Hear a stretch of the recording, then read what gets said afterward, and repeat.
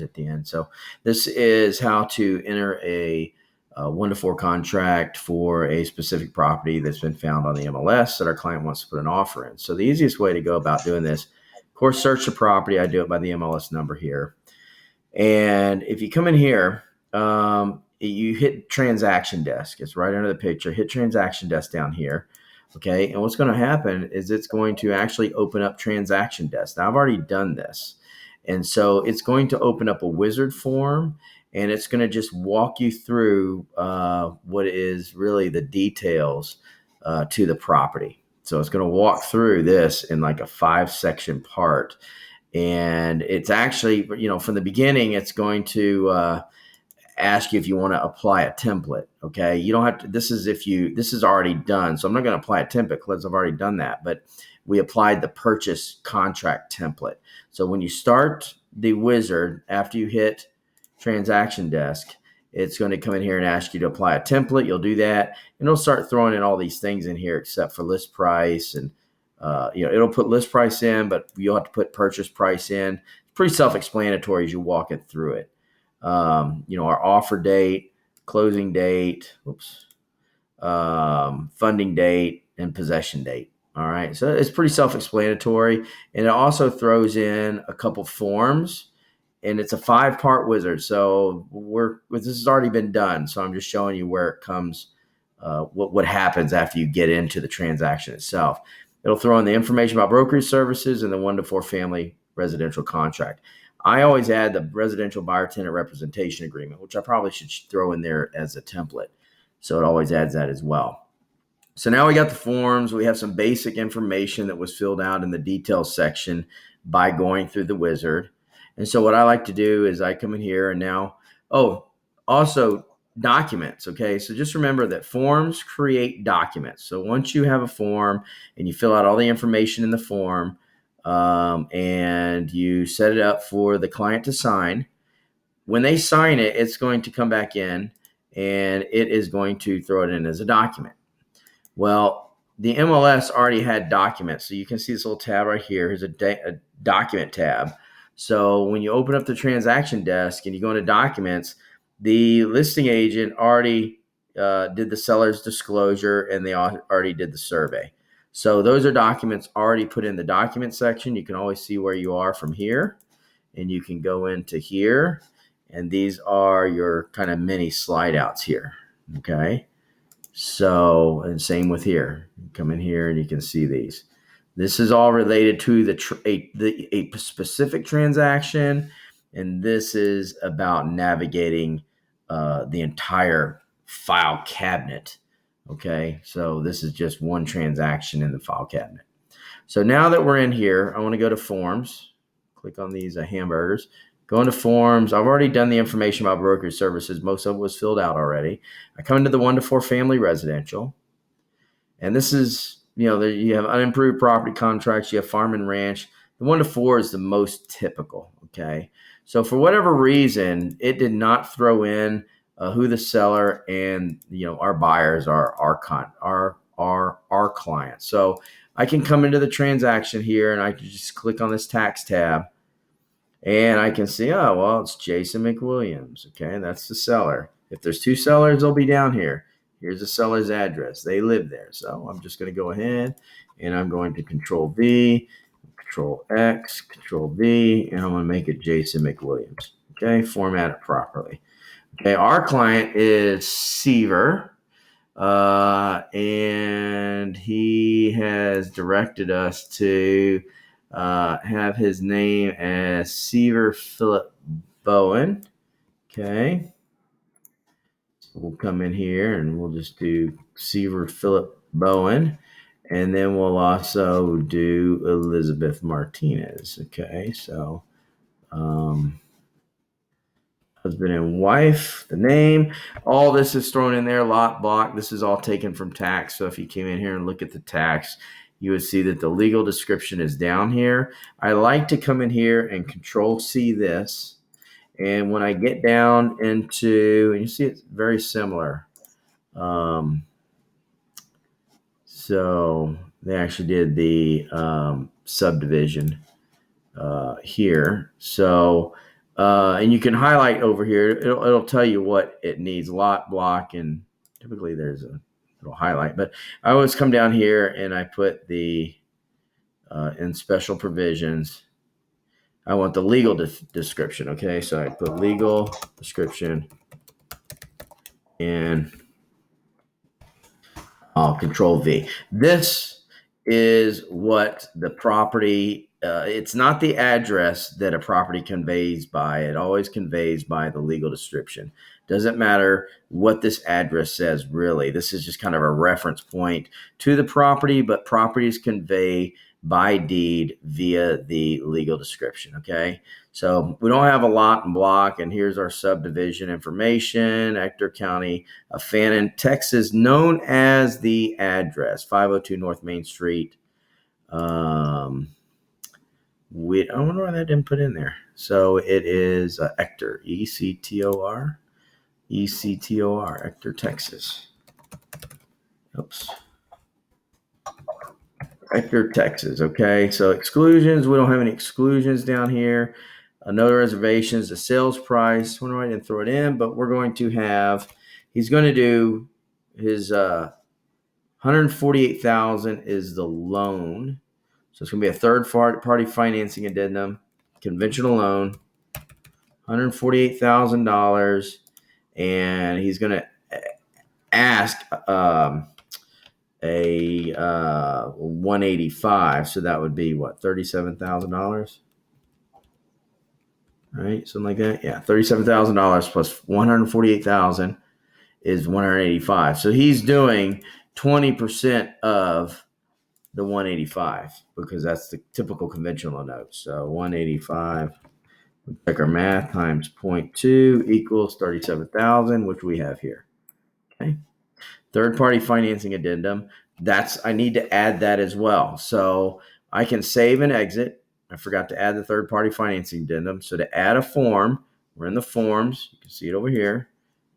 Select over here, add, and we're just I just search all the forms. Now, Northwest Louisiana Association of Realtors has been added with the Metrotex.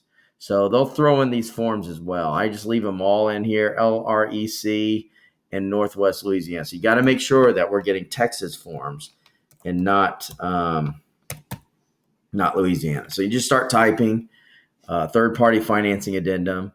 Texas Real Estate Commission and Texas Realtors are going to have the same form. One is from TREC and one's from the Texas Realtors. The only time that this really matters, I usually take TREC, which is Texas Real Estate Commission, is when we're doing disclosures because TREC has minimum standards. So their seller's disclosure form is a very minimal form based on the laws of the statute, and they have the minimal standards. The Metrotex seller's disclosure is going to be a much more thorough and comprehensive seller's disclosure. They go above and beyond the limited disclosures by law. So it's good to do the Metrotex.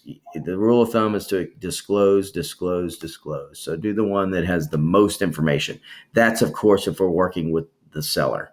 The buyer, we've received the seller's disclosure. Okay. And we'll look at that next. But here's the third-party financing addendum that threw it in the form. Okay.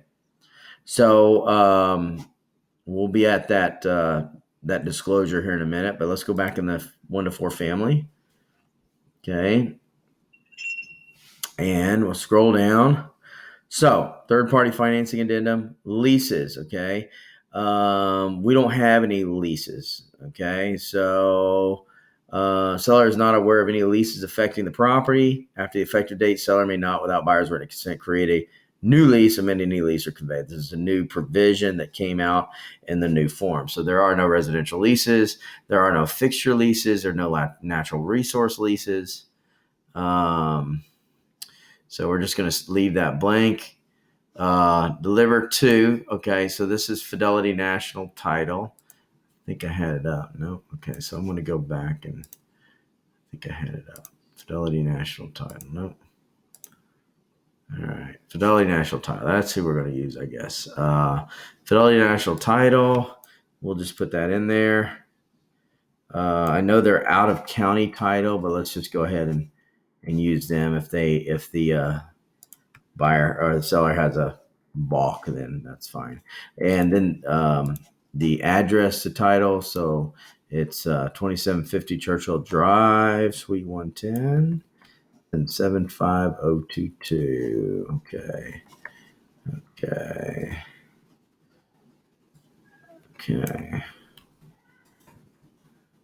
Oh, man. Okay. All right. They changed these as well. I think I would know if I were around. It says 75022, right? 75022. And they are going to deliver 1%. So 1850.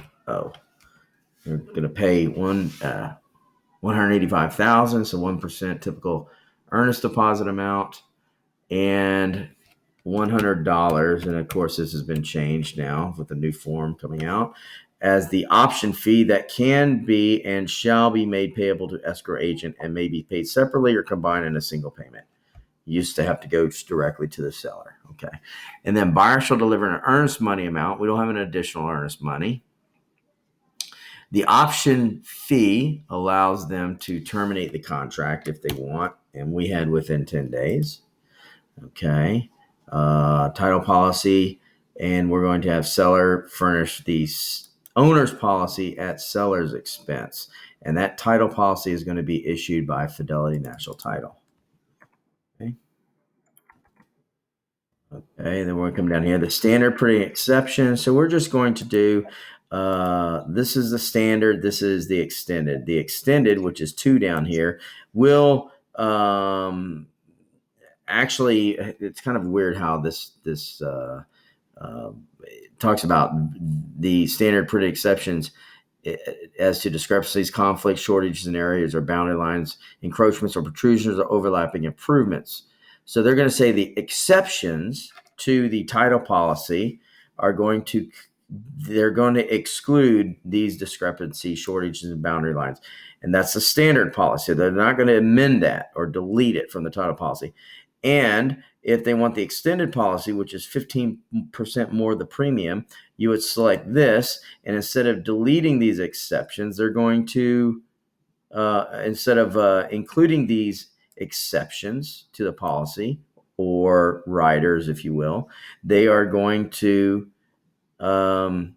delete the word exception, and it's just going to read shortages in area. So in other words, they're going to include discrepancies, conflicts, boundary lines, encroachments or protrusions or overlapping improvements. Remember, all they're going to do is have shortages in area as the exception. So instead of all these exceptions, they're just going to have shortages in area. In other words, they're going to now underwrite discrepancies, conflicts, boundary lines, encroachments or protrusions or overlapping improvements. So if there was not a current survey on the property, then they would have to get a current survey if anything has changed on the property, because they're going to be writing a insurance policy on those boundary lines. And if there's any encroachments or protrusions, in other words, a new building has been built on the property, title's not going to insure something they don't know is not overlapping. So they're going to have to get a new survey. But since we're doing these standard, we wouldn't have to get a new survey unless this is on cash, unless the lender requires it.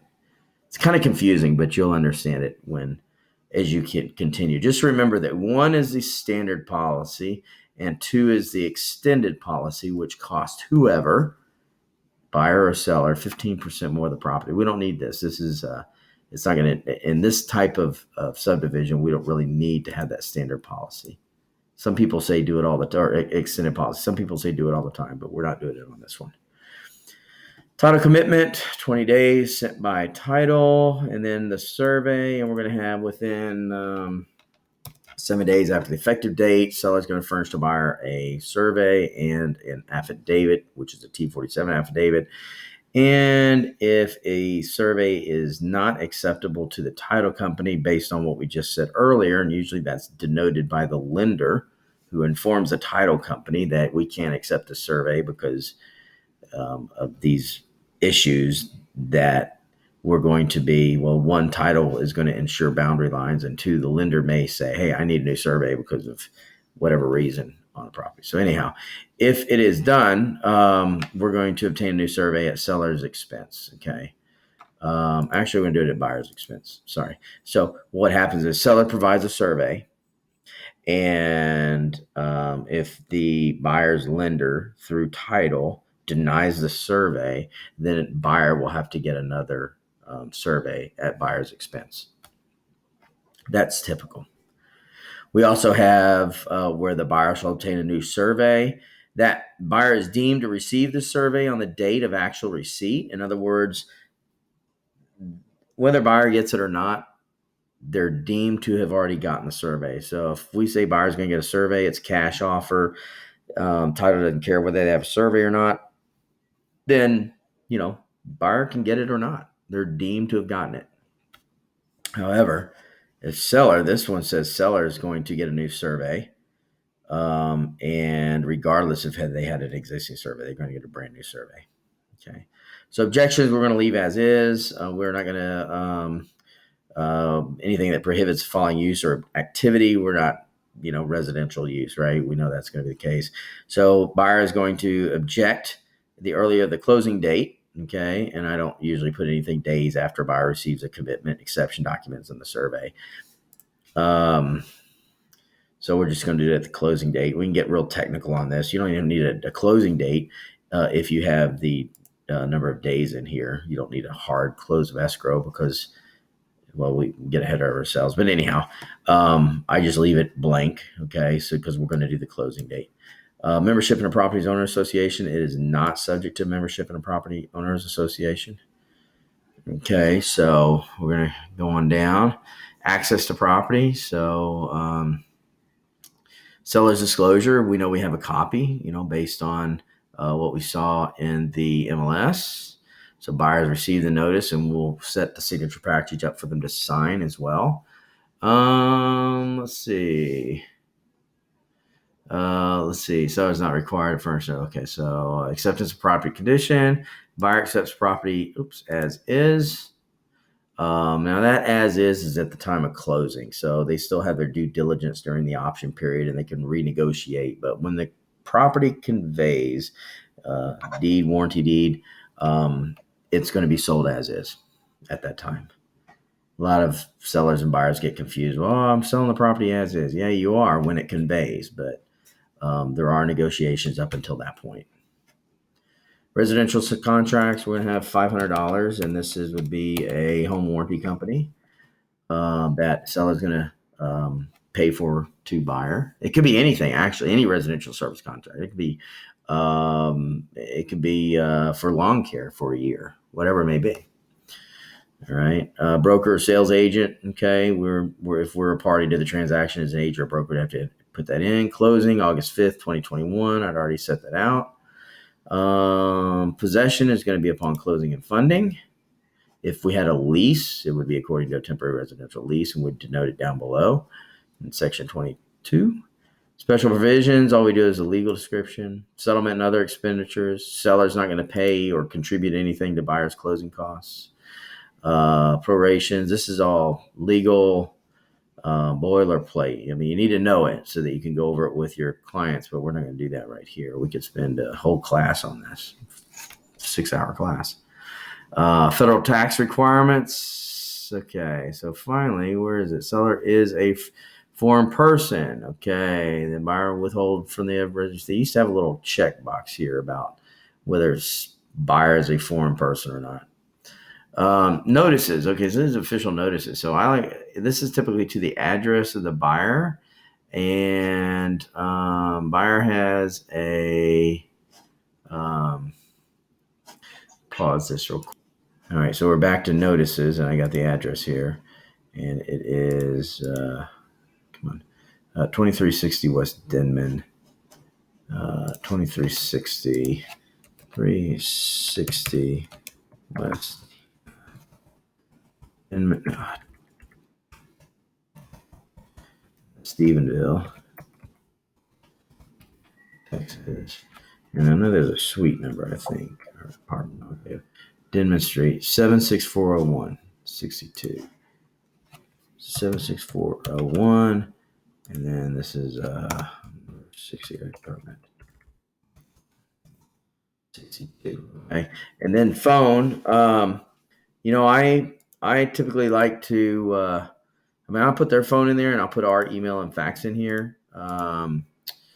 I do like to have our information in here. And but the reason why is because when we get notice as the agent of the client, our information is in here. However, when I put it in here, it stores as the client's buyer information. It's one thing I don't like about this program. So let's go ahead and put their phone number in there. Let's see, Seaver Bowen. Okay. Let's see, I don't want to call it, right? I just want to edit it. Yeah, if I do that, okay, Control C. Okay. Come on. Control V. Okay. And I used to put in agent as record. Okay, so Seaver Bowen. I usually don't like to have the okay, where is it? Seaver. Shoot.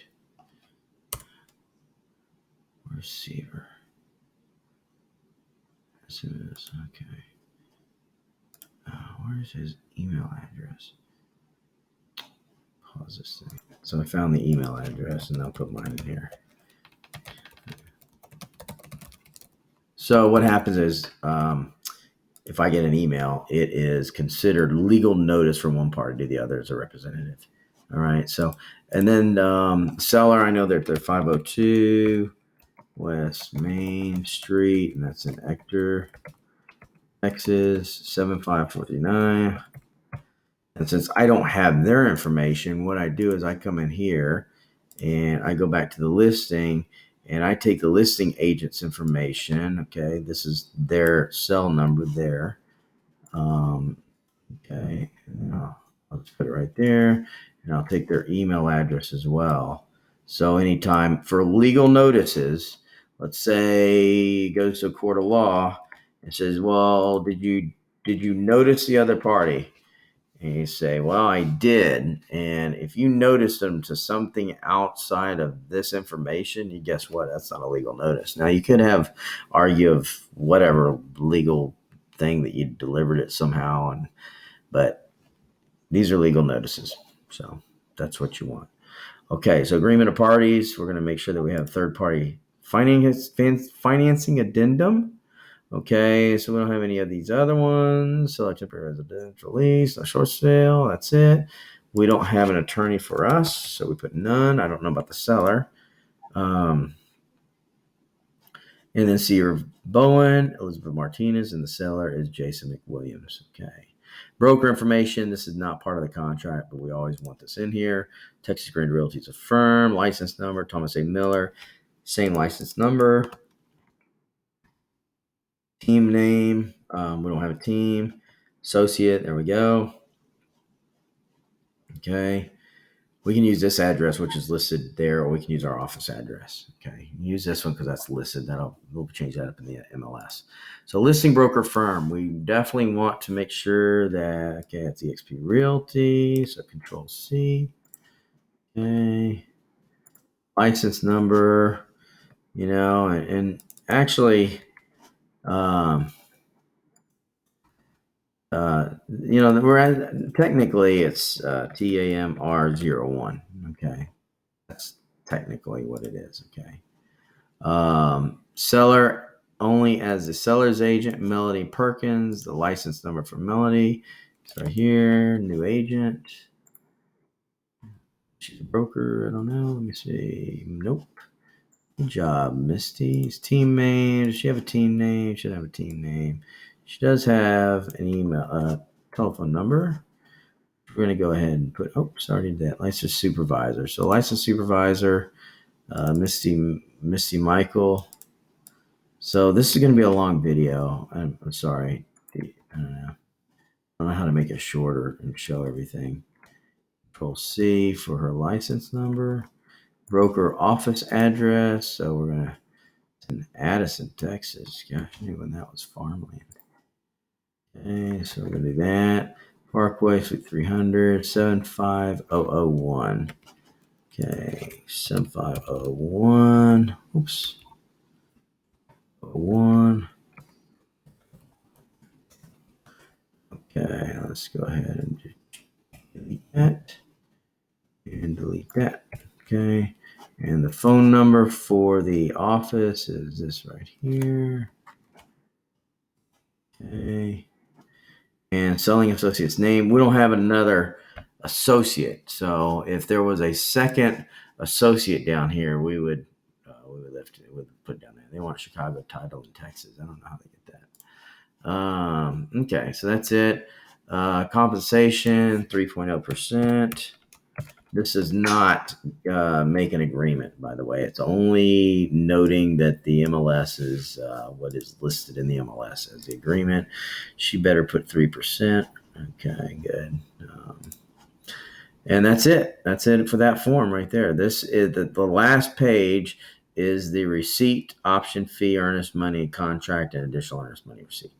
Okay, so that's good. We'll save and exit that. And then we'll go into the residential buyer tenant representation agreement. Okay, so this is between the parties. This is between broker and client. So we're just going to go ahead. We've got everything entered. It already, see how everything came up on it? And that's what we want, okay? Definitions, acquire, market area. It's all north, in north, east, Texas. That's what I put in there. Term. We're going to do a 4-month term. So we don't really have to do this. We do have to do this, but I'm going to make up another type of form because it's an agreement that since I'm a party to the contract, this is kind of a form that just basically has a lot of teeth to it, but nobody ever uses the teeth. And in a court of law, they can get out, especially if they said that going dark or not answering an email can get a buyer out of a contract. So out of this contract pretty easily. So I've never taken anybody to court, but I've gotten people to pay for the reason why we want this is because if they go to another agent, then that agent, could be on the hook, for paying us. So I have done that before. Okay. We don't have a relocation company. We are doing an intermediary status so that we can work as a brokerage. Even agents within the brokerage can represent a buyer and a seller under the same transaction. Commission, they're going to pay 3%. Okay, 3.0%. The gross, if client agrees to the lease, we don't do that. No, we don't do that. I don't really care about leases, really. Construction, we don't have anybody building in things. Protection period, we're going to have 30 days. That means we're protected from anybody coming in. They can't buy anything outside of 30 days. Cash is going to be in Hunt County. Mediation, addenda, we already have the information about brokerage services, no special provisions. No additional. Broker name. Texas Grand Realty. Okay. Broker signature. Thompson Miller. Oh, it doesn't give me my.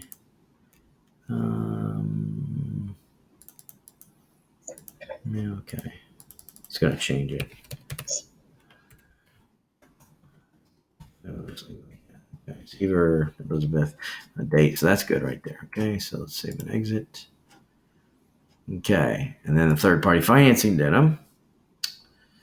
And Sandra, since you were on this, all these don't apply since we're on a cash land deal on the next one. So you're getting a good 1-4, basic 1-4. Okay.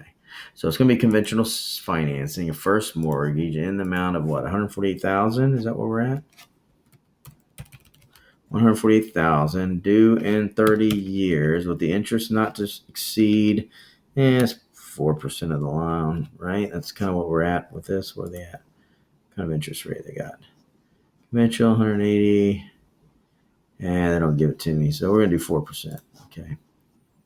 Actually, I'm going to do 4.5. So if it doesn't exceed 4.5%, never had any problems with this, actually. It's going to be for 30 years.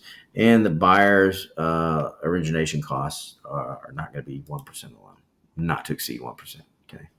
So FHA, USDA, reverse mortgage. Oh, there's one thing I do need to do. Okay. The contract is subject to buyer obtaining buyer approval, and we'll do that within 21 days after the effective date. So before 21 days, if the lender can't get a buyer approval, then they can get out of the contract, get their earnest money back. Security, FHA, VA provision. We don't have that. This FHA, VA provision is based upon the appraised value of the property. So they don't have a conventional financing. It's called a waiver, notice of waiver. So we want to add that form too.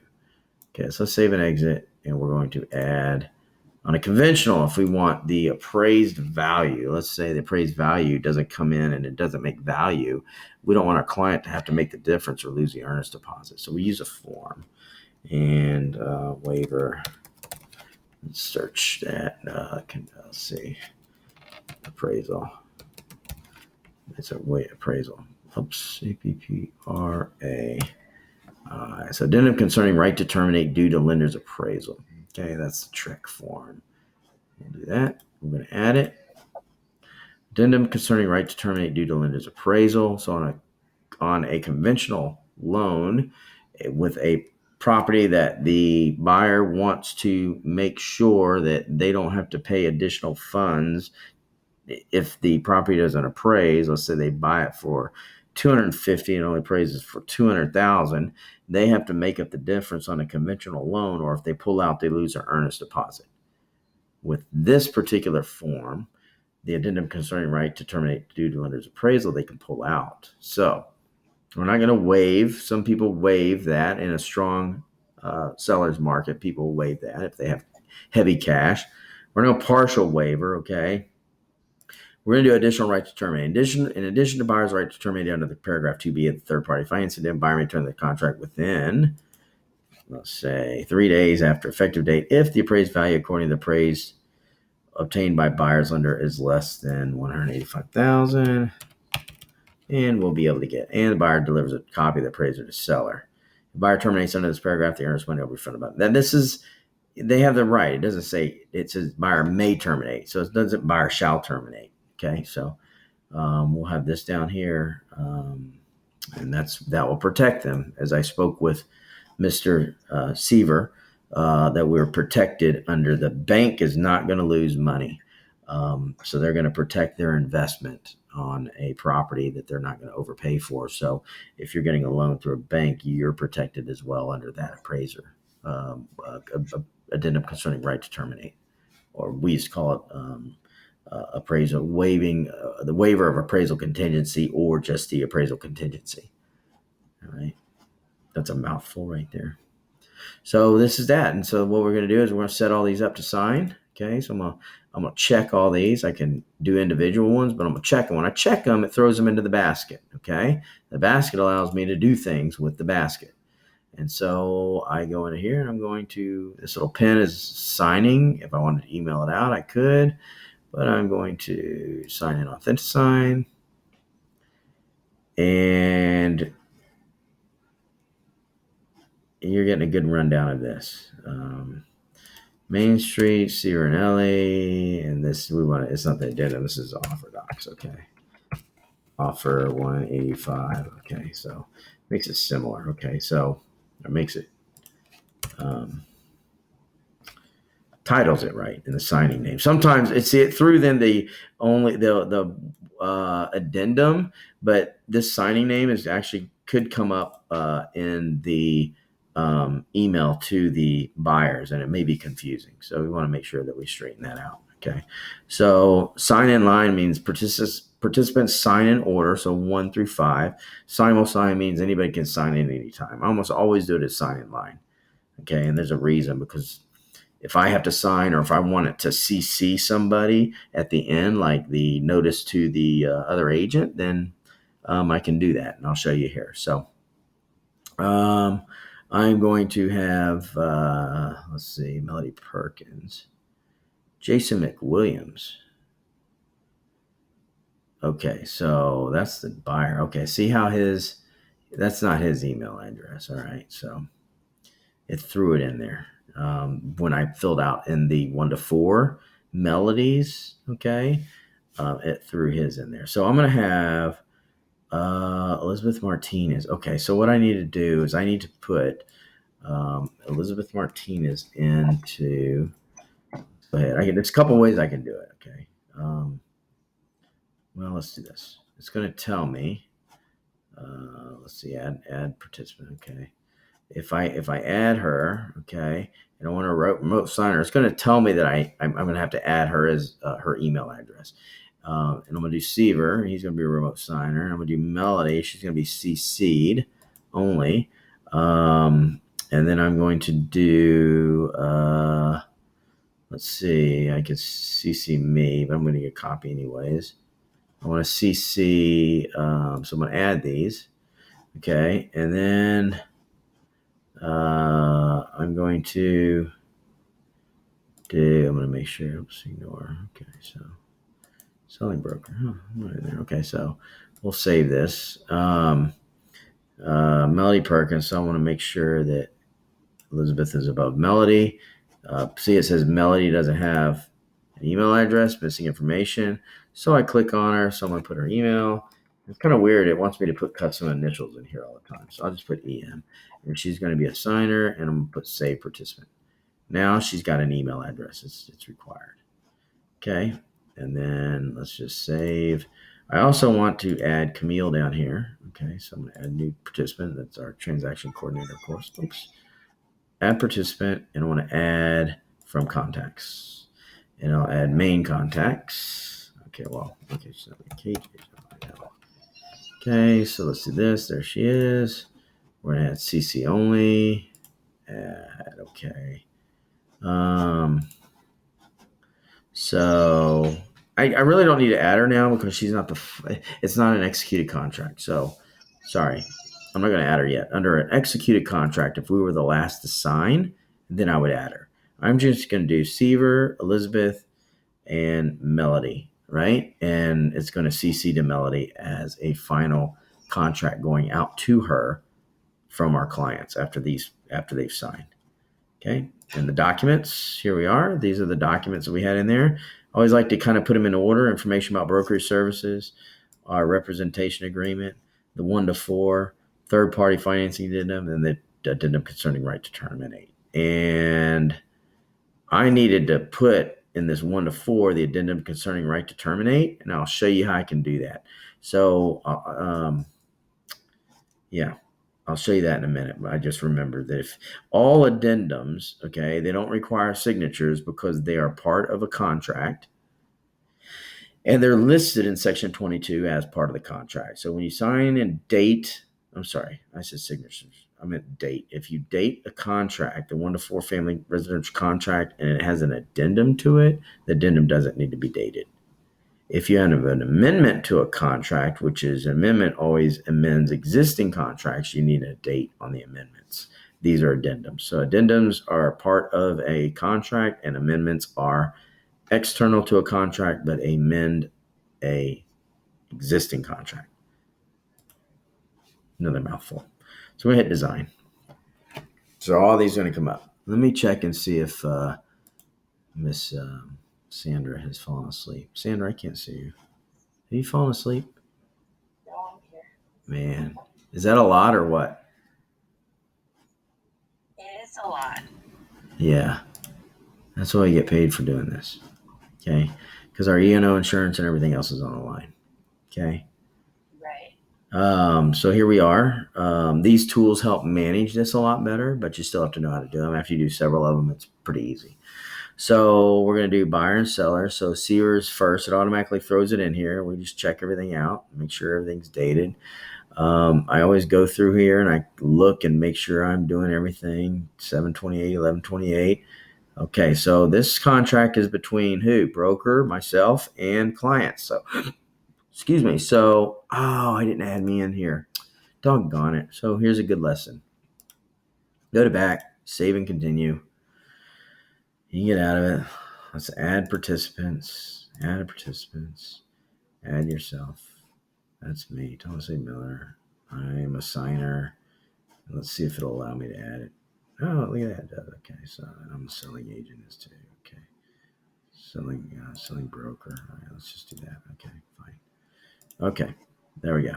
All right, so I have to sign it. So, sorry, I need to be above Melody because she's going to get it last. Okay. Oh. She doesn't need no buyer representation. Yeah, she does. She needs it.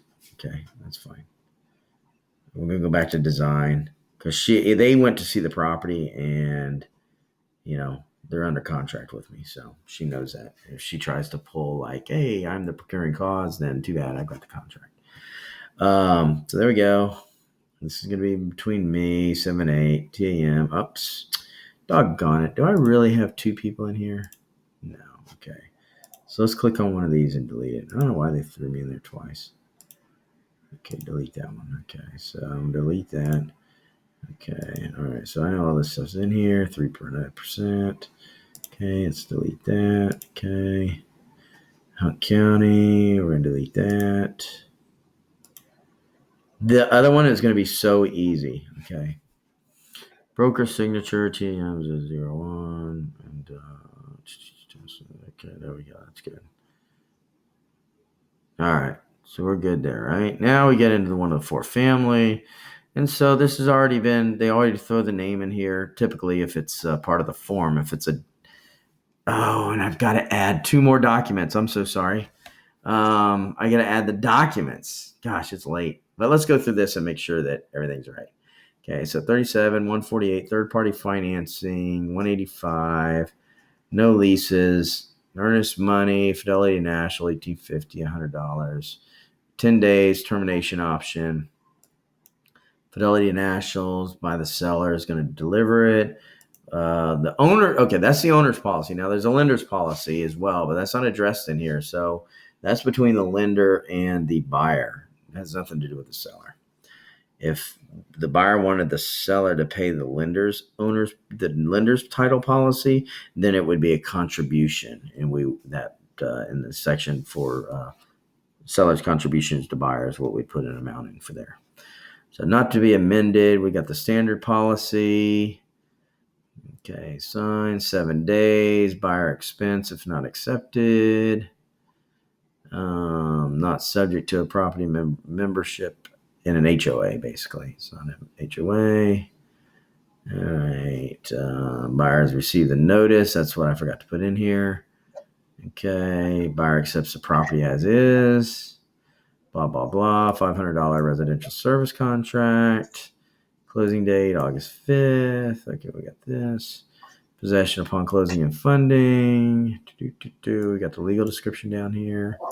Okay, settlement and other expenses. This is where I was talking about section 12. If we wanted them to pay for something, seller would contribute, but we don't. No prorations, casualty, default, mediation, attorney's fees, escrow, giving representations, federal tax requirements. All right, so here's what I'm talking about, right? Where is it? Addendum concerning right to terminate. You got to note these in here because if you don't, it could be considered that it's not part of the contract. Because this contract contains the entire agreement of the parties and cannot be changed except by the written agreement. Addenda, which are part of this contract, are addendum. So they may have signed the addendum. We definitely want to make sure that it's checked. We don't want to give anybody a wiggle room to squeeze out, because it could be very costly. So what do? We can drag and drop. These are like forms to fill in when you do drag and drops. Markups are like taking a pen and writing on something. So I can draw boxes. I can highlight, I can draw a line. I'm going to do this. I'm going to click here. On the drag and drop, we actually click and drag over. On these, we just click it, and we're going to put it right here. Right to terminate. All right. It always creates a large box. So we're going to do that. And we're going to do this. We're going to draw it in. Oops, dang it. All right. We can do that. Okay. And if we wanted to, we can make it, we can bold it, right? And we can make it the regular size of all the other fonts, and that should be it.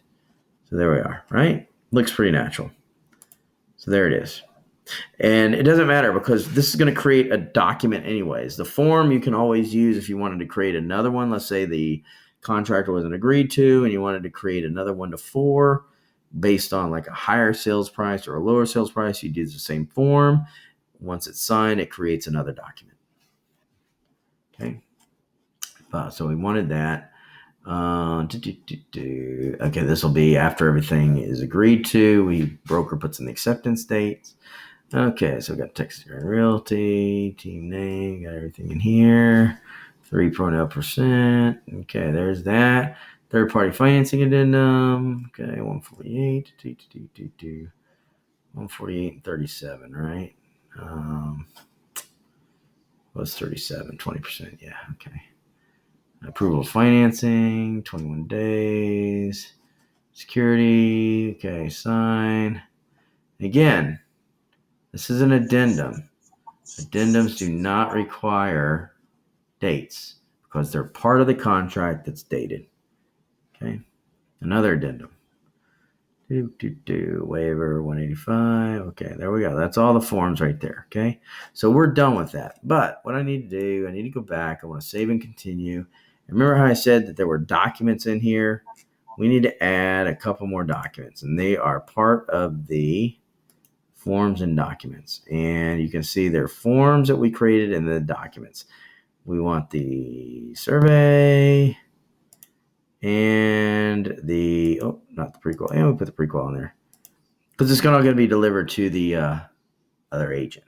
We don't have to do it this way. We could just have our client sign it and then deliver it manually, or we can have it delivered at the final signature by our clients. It automatically sends over to them, which I like to do. So let's add these. And they throw it down here. So I'm just going to go ahead and put complete SDS disclosures, the prequal survey. Okay. Now what's wrong with this thing? Files will continue to be rotated or landscape. Okay, fine. That's fine. Okay. So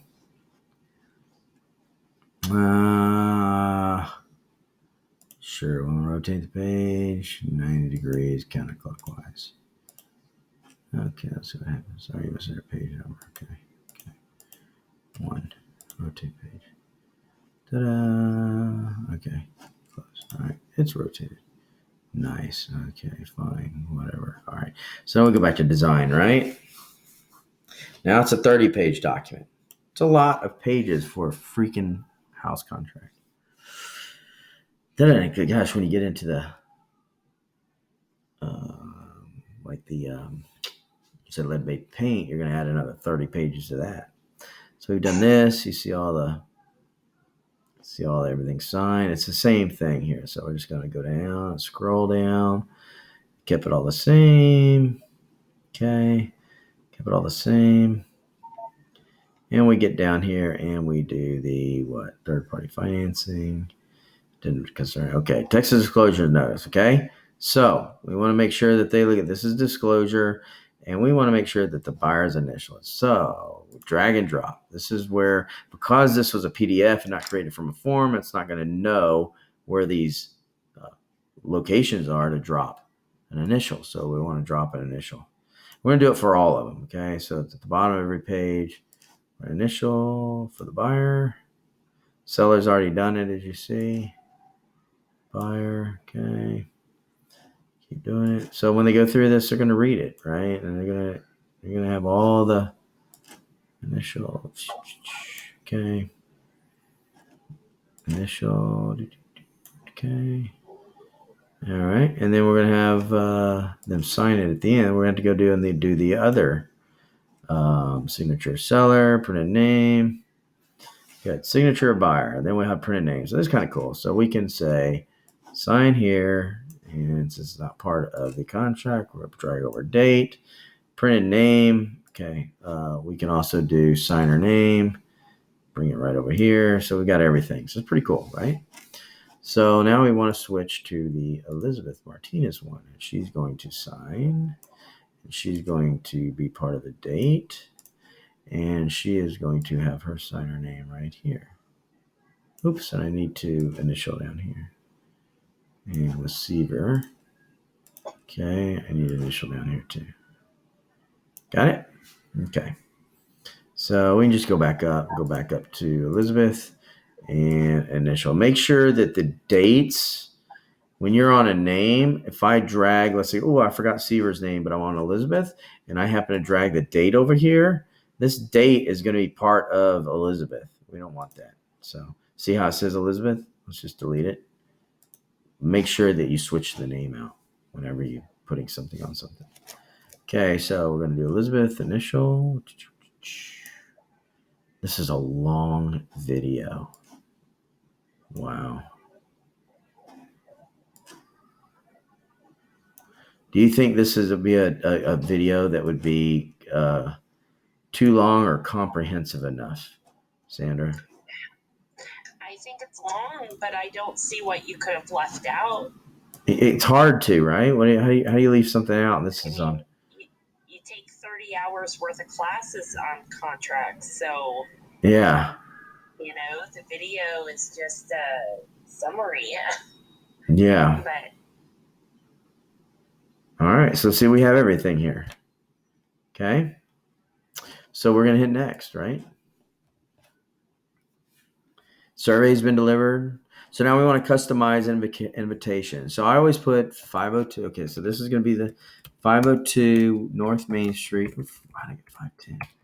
North Main Street, and then I'll put offer. Okay, full. Okay, offer 185. Okay. So I'm going to copy that. I'm going to put it down to Elizabeth. Okay. I'm going to put that down in Melody, right? So I'm going to say, great. Oops. Hello, Seaver. Good evening. Seaver. Okay, here. Oops. Here are the documents required to submit your offer. Please review and call me if you have any questions prior to signing. Okay, based on the terms we discuss.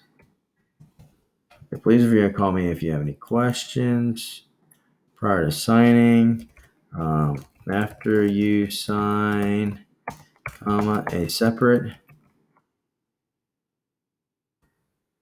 email will be sent to your same email address for Elizabeth, Ellie, to review and sign. Once all have signed, the offer will be delivered to the seller. Thanks. And call me with any questions. Okay, so there's that one. So I got Control A, Control C. Let's do it for Elizabeth. Good evening, Ellie. I was going to submit your offer based on the terms Seaver I discuss. Please call me if you have any questions prior to signing. It's all signed. Okay, I'll be delivered to seller. Okay, thanks, Ellie. Okay. Okay, cool. Okay. So, me, I don't need, I don't need a whole message, but with Melody, thanks. Please, let me see. So, I'll do it this way.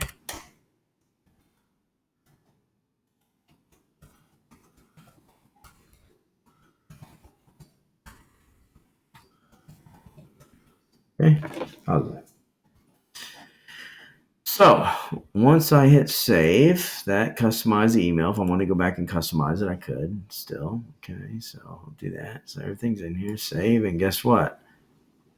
The last and final send invitations. Sign invitations were successfully sent. 11:36 p.m. Once everybody is signed, it will be delivered to the listing agent as an offer. And here, if we go in here, we'll see in the signings, it's the same here. So signings, it's the same here. We can take a look and see what's going on. What's our progress? Is in progress. Type, when they authenticate it, there'll be a little flag here. When they sign it, it's a flag. So you always see where it's broken down in the signing process. If something doesn't happen, if you want to email, you can resend it. You can add a CC, you can reset it, and you can copy this particular signing. Okay, so that's it for the 1 to 4 offer docs for 1 hour.